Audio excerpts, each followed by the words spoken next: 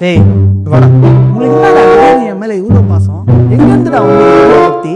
தமிழ்நாட்டு மக்கள் எல்லாருக்குமே ஒரு முக்கியமான விஷயத்த சொல்லிக்கிறேன்.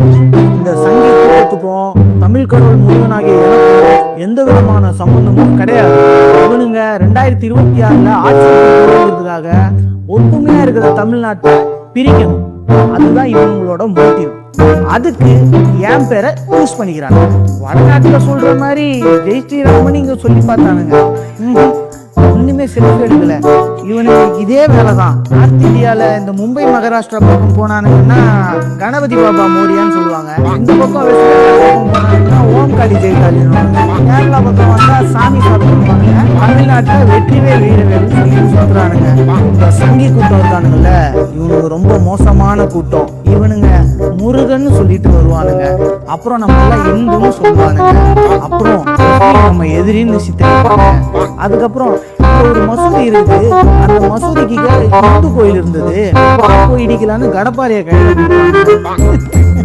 இந்த அரசியலுக்கெல்லாம் நான் பலியாக மாட்டேன். தமிழ்நாடு மக்களாகிய நீங்களும் பலியாயிடக்கூடாது.